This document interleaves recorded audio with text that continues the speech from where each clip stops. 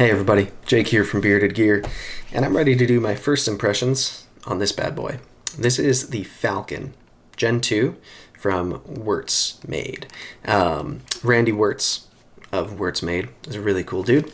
He sent this to me for review, and yeah, he's a rad dude. We've actually started talking a little bit more and more as time has gone on, and I really appreciate him as a maker, and he's a cool dude. It's fun when you find out that the makers of cool products are nice people. So he did send this to me free of charge for me to review, but he was very cool when I had the conversation with him about it being very important that I'm able to talk about this knife completely honestly and not hold any thoughts back just because he sent it to me for review. So this will be unfiltered, and it's meant to be some feedback for him as well. The way I look at it is brands who send me things, as long as they understand they're sending it to a reviewer and not an influencer or a promoter, then it's good. I'm supposed to review it, so that's what we're going to do. In my unboxing, I made one mistake, you could call it, in trying to read what this stamp on the leather sheath says back here. I said southbound leather. I was wrong. It's soulbound leather. So he has these sheaths made by soulbound leather, and I've been really impressed with this sheath. I'll just say that. It's nice and slim. I do not generally like really bulky sheaths, so I like that this is nice and slim, fits the knife real well. The loop is super usable. I typically wear a belt that's a 1.5 inch, relatively thick leather belt, and I've had no issues with this so far. In fact, I've been pretty impressed with the carry on it.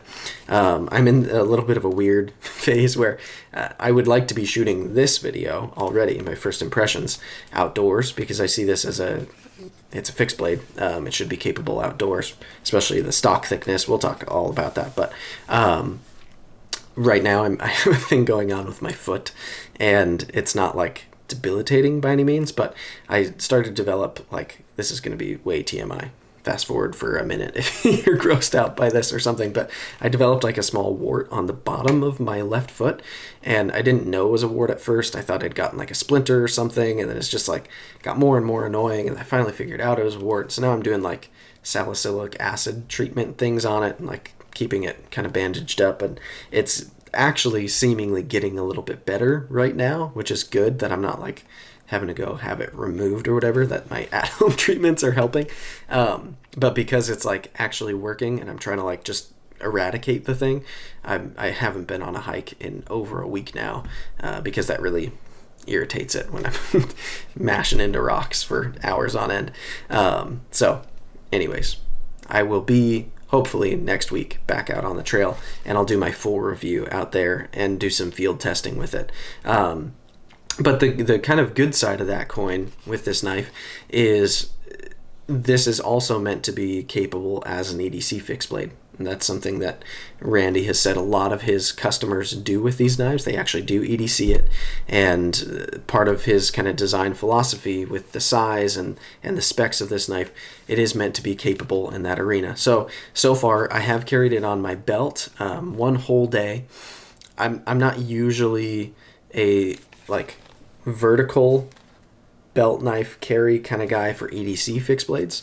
If it's on my belt vertical outdoors, that's one thing because I feel like it makes a little more sense, but I don't like having sheath sticking out. I don't think legality wise in California you're supposed to carry a fixed blade, so having it like open and in view is like not a very fun thing. But around the house for a whole day when I had to do some chores and I was taking stuff out to the dumpster and putting stuff in our storage unit thing and like around the house for a day, kind of mobile and doing a lot of stuff, I did have it on my belt for a whole day.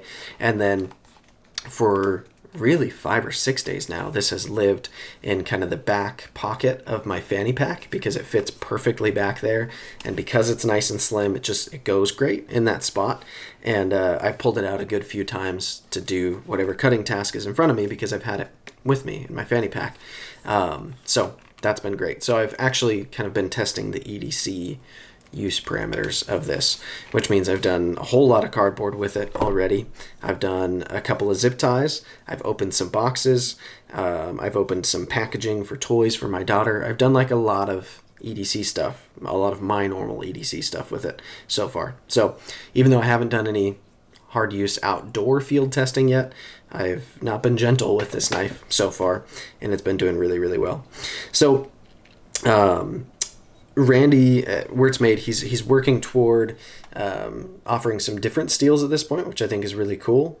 This one happens to be in AEBL, which I think is a great steel choice for a fixed blade like this.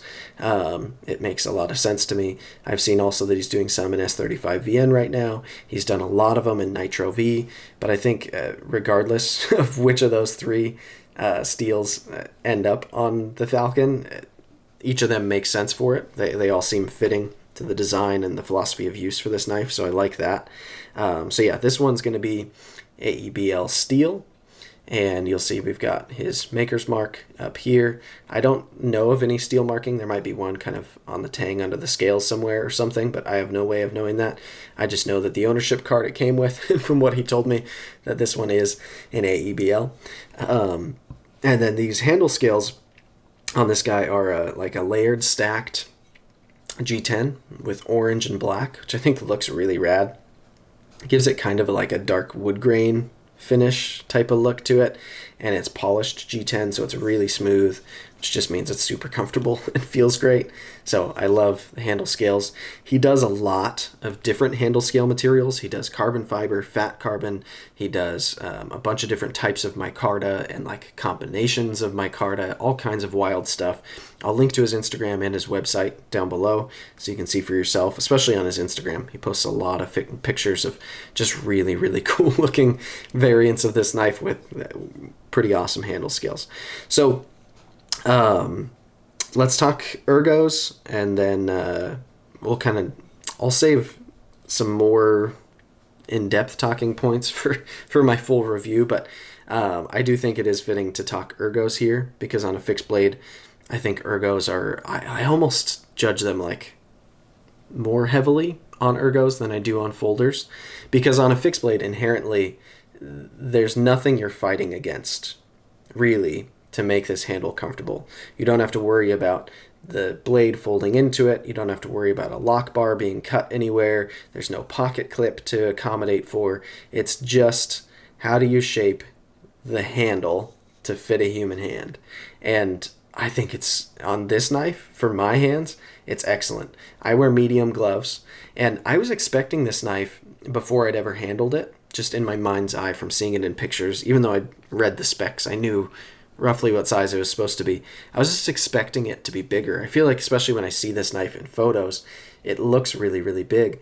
But this handle size, for me, with my medium-sized hands, is excellent. You get this curve in here, kind of a groove, if you will, and then a hump, and then you get a secondary groove, and then it kind of tapers off back here. And so I find my primary finger lands right up here, and you've got a little bit of a guard integrated right there, right? So my pointer finger's right here, and then my middle finger lands kind of right as that hump is just like reaching its peak, but it favors into this side, which I find is kind of like, it locks the handle in really well into my hand because it's right in that curve.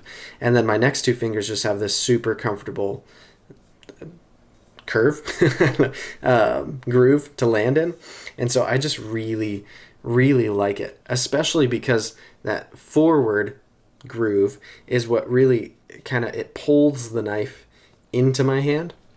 And then the back of the handle profile is just really, really neutral. And so it's not poking or prodding me anywhere. The way this rounds off back here as it's resting into my palm is super comfortable. The way he finishes the G10, there is not a harsh spot anywhere on it. It's just remarkably smooth everywhere. It's contoured kind of just enough. It's not like overly bulgy to where this thing feels like it's rolling in my hand at all. It's still very indexed, but it is contoured and smooth, and there's like, it's really, really nice. The jimping back here I'll say for me is honestly a little bit rougher than I prefer, but it's not egregious. I've felt way worse jimping, and I generally, in most cases, would rather have no jimping than any jimping. So this jimping is like a slightly rough for my thumb, but not much. Plus, I find a lot of the time I am choking my thumb all the way up to here, kind of on just the spine back here, and that works great. So ergonomically, I really, really like this fixed blade. He nails this handle, at least for my hand size. It is truly really comfortable, and I also like that it's no bigger than it needs to be. If this was any bigger, it would be wasted real estate on me, right? And so the fact that I've been EDCing this a little bit and not just using it as an outdoor belt knife, I don't want any extra size on a fixed blade that I'm ever going to EDC, because fixed blades are already much more cumbersome to carry than a folder. Like, these two knives are really ultimately pretty close in size when they're open, but the fact that this folds means when it goes in my pocket or in my fanny pack or wherever I'm carrying it, feels a lot smaller, right? Like, that's just, that's the way it works. That's size for you. So the fact that I feel like the real estate is being used really, really well on this knife to be kind of dual purpose and to be comfortable enough to carry out and about, it works really, really well for me. I also think that if I had a horizontal sheath for this, which I think he does offer some horizontal sheaths, if I had a horizontal sheath for this, it would probably carry about as comfortably as like my Guardian 3. I guess it's a little bit bigger than a Guardian 3. Do I have the Guardian 3 or the 3.5? I feel like I have the 3.5. Anyways, this reminds me kind of like the sensation I get in hand with that. And I think if I were to reimagine that, instead of this having the loop here, if it had a loop around here and I was carrying it horizontal on the front of my body, this would be a very comfortable knife to carry that way as well. So it does definitely work in that role. Yeah, so ergos are definitely a strong suit at this point. Another thing that I really, really like is it's not too thick of a blade stock, but it still feels super capable. This blade stock feels totally reasonable for a fixed blade to me. And I mean, testing will tell, right? I plan to do some real outdoor work with this, do some feather sticking, a little bit of batoning, do a little bit of chopping, and all of that will tell us more than me pontificating about it right now. But the fact that it is a blade stock that I imagine, based on my experiences with blade stock in general, this will probably be quite capable outdoors. But the fact that it's not so thick that it's like bad indoors is a good balance. And on top of that, the way that this blade is profiled, you've got a nice just flat up here, right? But then these bevels, it's V-ground, right? This isn't chisel ground or anything funky, but it's a nice flat grind down to the edge, and it's taken down to where it's a little bit thicker than like a lot of the primary folders I would carry, but I've had folders thicker than this for sure.